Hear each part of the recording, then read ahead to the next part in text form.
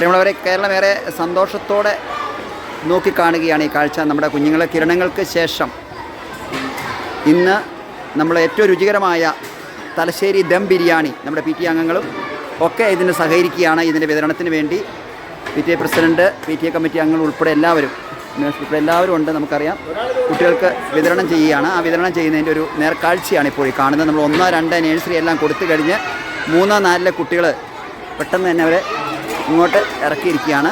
3, 4 കുട്ടികൾ ഇവിടെയുണ്ട്. കുട്ടികളെല്ലാവരും ഈ പരിപാടിയിൽ ഏറെ ഇതായിട്ട് നിൽക്കുകയാണ്. ഒപ്പം നമ്മുടെ കലവറയിൽ നമുക്കറിയാം 1000-ഓളം കുഞ്ഞുങ്ങളാണ് ഇന്ന് ഈ ബിരിയാണി കഴിക്കുന്നത്.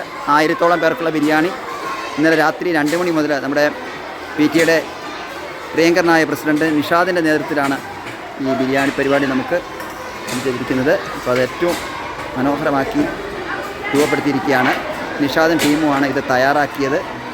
ഒപ്പം നമ്മുടെ PTA കമ്മിറ്റി അംഗങ്ങളെയും സമയം പോലെ എല്ലാവരോടും സഹകരിക്കാൻ മാഷ് വോയിസ് ഇട്ടിട്ടുണ്ട്. നമുക്കറിയാം, ഓരോ തിരക്കിലാണ് ഓരോരുത്തരെങ്കിലും കുറേയേറെ പേർ നമ്മെ സഹായിക്കുന്ന കാഴ്ചയും കൂടി നമുക്ക് കാണാം.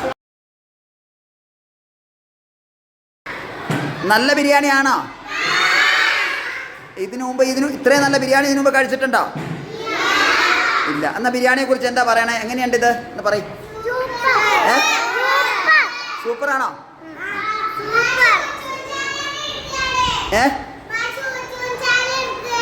എന്താ കേട്ടില്ല? അല്ല, ബിരിയാണി എങ്ങനെയുണ്ട്? ബിരിയാണിയെ കുറിച്ച് പറ. നിങ്ങൾ ഇതിനു മുമ്പ് ഇങ്ങനെയുള്ള ബിരിയാണി കഴിച്ചിട്ടുണ്ടോ?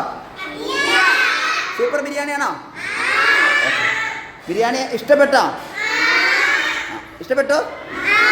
എന്നാൽ എല്ലാവരും വയറ് നിറച്ച് കഴിക്കണം കേട്ടോ. എല്ലാവർക്കും ഇഷ്ടപ്പെട്ടില്ലേ?